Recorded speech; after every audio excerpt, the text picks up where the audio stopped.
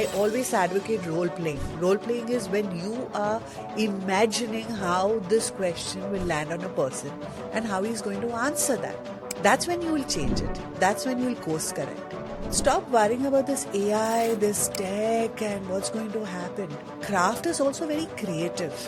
Surely use tech. Today we use so much of tech everywhere. Why do you get worried about it? Don't get worried. I'm very excited about all the new stuff that is happening. And if this avatar can help me do something, and if I can work along with that, why not?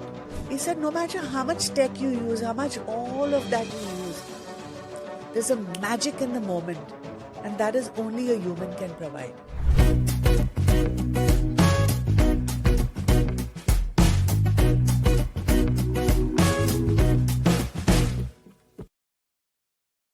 Welcome back to another insightful episode of the Collaborative Canvas, where we deep dive into stories, strategies, and industry expertise with thought leaders around the world. I'm your host, Ankesh Saxena, and today we are in a truly inspiring conversation which ignited, I think, a couple of months ago in a conference in Bangkok about when we are talking about by large AI and tech. Somebody actually came by and said, we should also look at the human-centric approach. So ladies and gentlemen, our guest today is none other than Priya Lobo, a trailblazer in understanding human behavior and emotions and the connections to branding and business. Priya is not just a businesswoman, but a profound thinker whose insights bridge the gap between numbers and the narratives. With decades of experience, she has been shaping how organizations perceive consumer emotions and how these emotions impact brand strategies. In this episode, we will explore Priya's unique approach to blending psychology and market research, the evolving dynamics of emotional intelligence in today's fast-paced business world, and how brands can build stronger connection by understanding the deeper layers of the human emotion. So buckle up as we uncover powerful lessons and transformative ideas that you can apply to your own journey, whether you're a marketer, a researcher, or even an entrepreneur. So, ladies and gentlemen, please welcome Priya.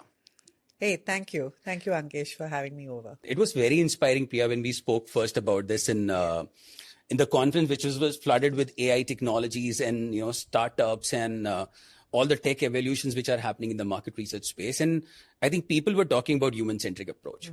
So let's talk about how we can redefine this entire research spectrum altogether. So I think the human-centric approach is ultimately you're talking to a person.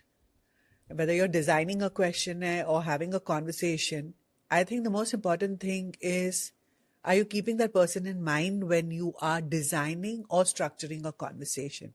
And I think that's where the empathy comes in. And many times, even when I started my career and even now, I feel everything is so disconnected and detached. It looks almost robotic. And actually, there's a person behind it. And if you really want to understand emotions and you want to understand the context, then you need to take that trouble. You need to make sure that you're designing and structuring not only questions to get that deeper understanding. And how are you going to do that if you really don't keep that empathy in mind? And I always advocate role playing. Role playing is when you are imagining how this question will land on a person and how he's going to answer that. That's when you will change it. That's when you will course correct. I generally do that. I speak to myself about how do I fit into this conversation. Before I actually go and ask the same question to somebody else, I may get a different perspective altogether. Yeah. But as a researcher, whether it is qual or quantitative, we structure the questionnaire based on that. That's always we talk about, that conversational approach. And most of those questionnaires actually miss them. Yeah, because I don't think so. A questionnaire can have a conversational approach because when you define a question, I think you also have an answer inbuilt in it. But if you left it a little unstructured, possibly you'll hit upon something very, very different. And because it's not cut and dry. It's not those 20 things that you wanted to, tick mark and answer. But if you go with the objective of saying these were the 5, in RMAX we call it the 5 global objectives, okay, and 5, not more than that. And then you go and go about answering those because those objectives you've thought about very, very clearly. And when you do that, you can explore anything, right? As long as you're able to answer those questions, then maybe there is a lot of hidden truths. And that is what research is about, right? To look for things that we cannot see. Priya, you also mentioned when we were having this conversation in Bangkok for the SMR, you mentioned that, these questions are designed based on the, business objective altogether. Yeah. When it comes to business objective, we always say the questionnaire should be engaging, whether it is for the qualitative or the quantitative. And you mentioned about the empathy part, feel the question the way it is. But, to get a comprehensive insight, what should be the right element for designing these questionnaires to know exactly that we are getting the human-centric approach designed into it and we're getting the right insights out of it? The most important step is, as I said, role playing, right? Once you've designed something, you do a mock in your team and see that if this is really if somebody is able to answer it, if somebody is not able to answer it, then you're not going to go anywhere with that approach, right? Now, talking about engaging, just imagine if I called you up and I start asking you your age, where you work, how many children you have, and what you do. And I could have just started by saying, tell me a little bit about your life, and moved on. We don't do that, right? We ask so many things before we actually start having that conversation.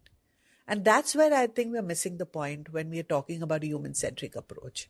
And everything can be, I think, iterated and fine-tuned. I think our industry is too lackadaisical about it. We don't want to, upset the apple cart, as I would say. Yeah. So let's not upset the apple cart. But, while saying that, I'm assuming there are quite a bit challenges and the barriers around it.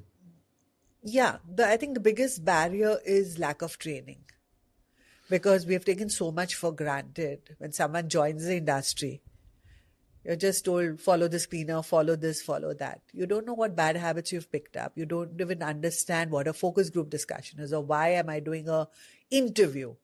Nobody's really sitting down and unraveling the basics. Once your basics and foundations are in place for the first 2-3 years, I think you can be on the path of being a good researcher. It takes time. It does. There have been a lot of videos that you post, and it's very consumer-centric approach. I remember one of which you were talking about a city overall, and the approach towards how the city has been made up, yes, and how people are there. These observations, do people should inculcate these observations into their conversations to get a better approach? No, I think what's important is, for a researcher, the culture, food, the people, the market visits, all that is part of research. So if you go to Lucknow and you don't know what Lucknow is about, then people also sense that you really don't know. But if you take that trouble and you found out something about the city, you try to understand that, and you try to understand that deeply from the person that you're meeting in Lucknow, I think that conversation is at a very different level. For example, in Lucknow, if I say, Muskuraiye Lucknow, that person also helps me understand why this phrase is so important. Same thing in Bangkok. I think I learned so much about the culture, and then when I keep observing, I said, yes, the entire country follows these culture codes. And I think that's so fascinating. And I think that enriches a researcher and enriches the work that you do. This training thing that you just mentioned as well, a lot of organizations actually don't do these trainings, or they just employ people and put them on the work. I think there is training, but I don't think so. We are really looking at things and how things are being done. For example, I might be vocal to say that if we outsource something to a moderator, 12 pages of a discussion guide, that's not a human-centric approach. You're just going through the motions of doing something. And then, you also want speed, you want quickness, and you're asking those questions. You're going through the motion. Do you really think you are uncovering an insight? Will you uncover anything out of that? No. So as a researcher, if I get an outsourced project like this, where I have to moderate, and considering that I have all those qualities to do that, and yet I'm not very much trained about it, what is that one big mistake that I'm going to do? And how can I overcome those?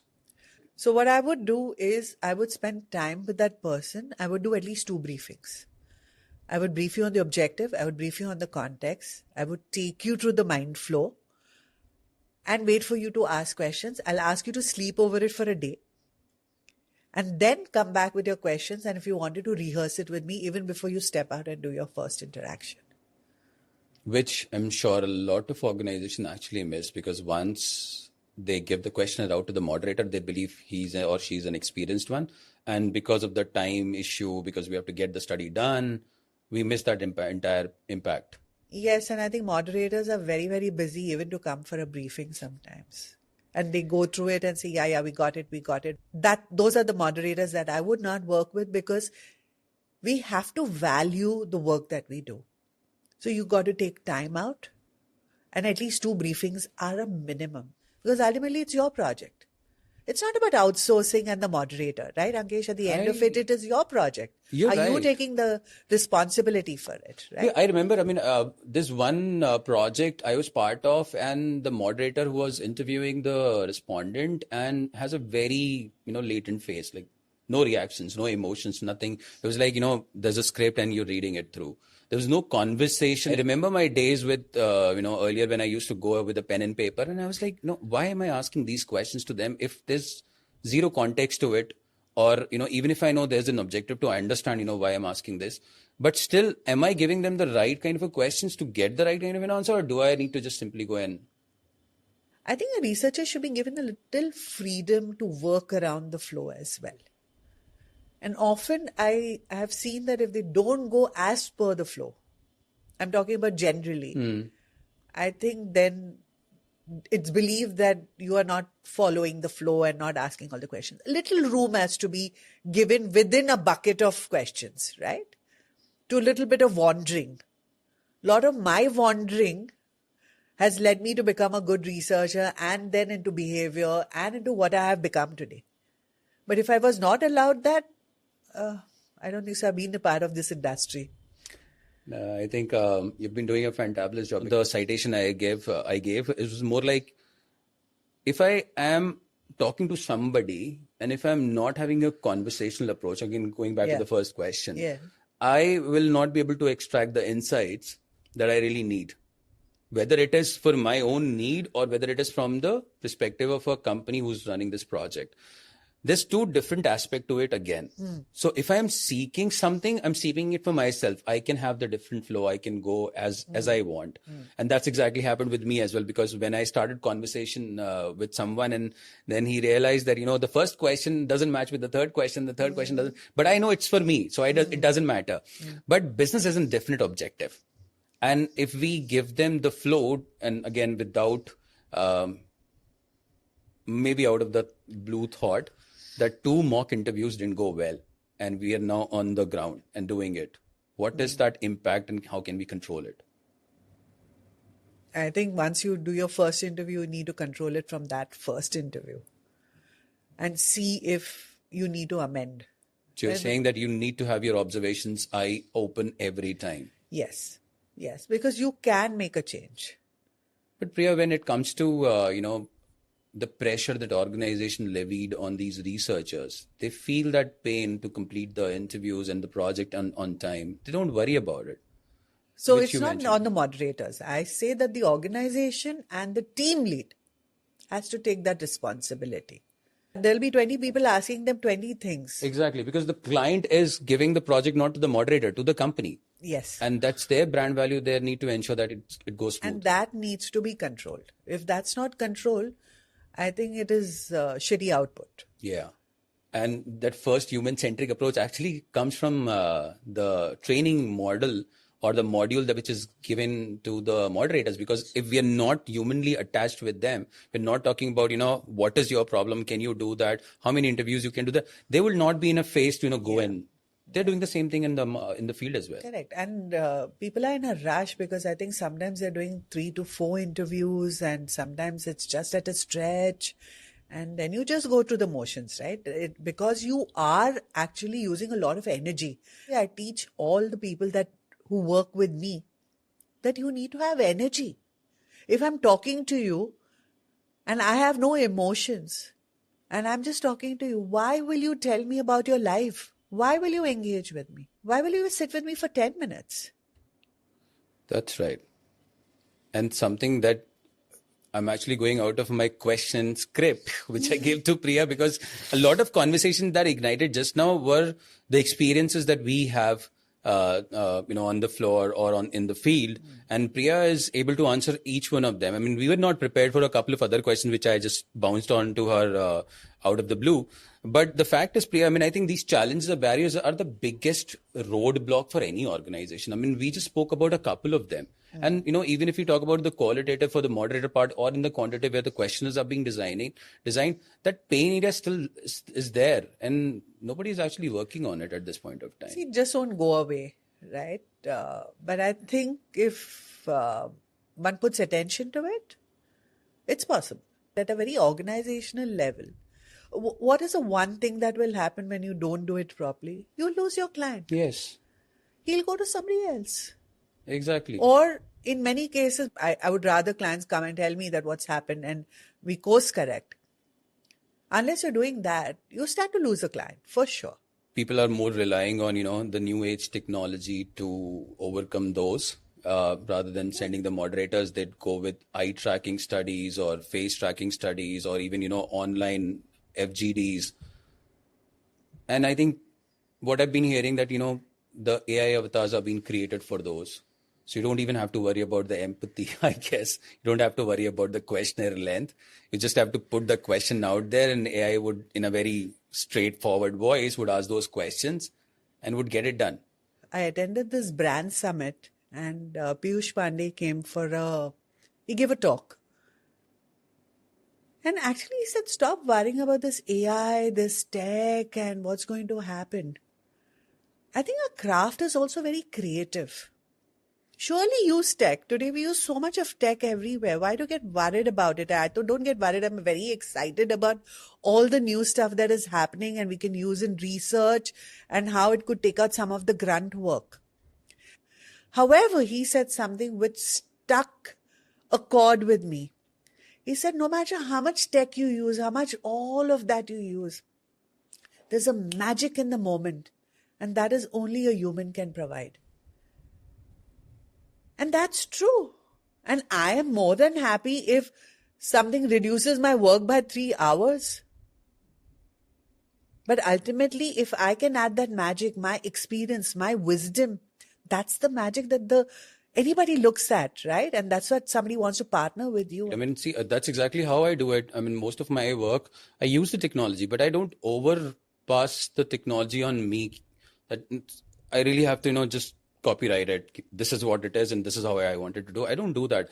I probably take the extractions out of it, do my approach into it, which I can probably say, it's my human approach. And then I give it back to, to the client and tell them that this is what it is. I mean, I think that's one good example I can cite, that most of those secondary research, it's already there. You have the data, somebody have actually worked on it, but now you got ChatGPT. You would have to go to reams of stuff. Like in college, I'm thinking if I had something like that, wow. Yeah. I would then just look at it, apply my mind, and I would then use my mind to say, okay, what is my perspective on it? And I think that's a brilliant thing. Aren't we supposed to have perspectives? Of course. Point of view on thing. I don't love it if tech can help me with a whole lot of grunt work that I did when I started off with. Yeah. And why not? I used to go with the pen and paper and take the interviews of the respondent onto the field. And then when I submit that paper to the supervisor and he give it to the analyst, every single pen and noted on that paper needs to be put down somewhere. And I have no clue what exactly happened and how come those analysis came out. But now it is so easy, you just have everything there. We call it synthetic data. That's again, coming up. People are using secondary research to write reports through ChatGPT. They don't even have to worry about anything else. I think that's an overall organization, I would probably say industry-wide trend. People are using the technology at its helm, but I think it will evolve, and I think it's a very exciting phase. We don't know what will work out, what will not work out, and I think that's what evolution is about. It is. And I believe that if we are about perspectives, It'll help us hone perspectives better if I get all the reams of data at one place. And it's like a massive library, right? Couldn't And I'll give you disagree. another advantage of this tech thing. Yeah. What stops you from doing many projects? You were talking about burnout. Why not? If tech can help you with some of the things that you feel is taking a lot of time, why not? I think you can do a lot more work. Yeah. And you can do a lot more interesting work. I think the biggest thing which I have learned, Priya, is you learn from your own mistakes, and then you really need to know when are that those mistakes are happening. If you just do it like a robot, then you probably be ending up onto the same, railroad where you're just going on and there's no turns and there's no, you'll probably get bored or you'll be thrown out. So I think as a person myself, and that's exactly what I would ask everybody, evolve yourself. As, things are evolving, you also have to evolve. You cannot just be a stereotype in the game. So I think thank you so much for, enlightening us on this. And there's a lot to, cover about, because I think we probably have to talk more about, those behavioral science that you probably been working on probably some other time, and those emotional intelligence that, coming up where technology cannot win. You probably can inculcate everything into it, but again, there's always new thing which is happening around, and then you have to be ready for that. You cannot train AI almost every time. That's an ongoing process. I think we have to be constantly blending, right? And the more you learn to blend, the more you learn to embrace new things. I think you stop worrying about, whether this is going to take your job or is this going to, destroy what you're doing. I think it's not a forward-looking approach, personally. Yeah. I think two things, ladies and gentlemen, that I'm taking from this podcast is, one is that, you have to learn from your own mistakes. You really have to observe what you're doing, because the game starts from there itself. Once you know exactly how you're answering those mock interviews, how you're performing those mock interviews, only then you can go and talk to any human being on how you can bring your empathy into that conversation. And I would probably rather go with the second one, because, I love doing conversations, and it ignites a lot of questions which always, could be out of your script. So that's always a learning curve. And that's where, we bring this to an end of this illuminating conversation with Priya Lobo.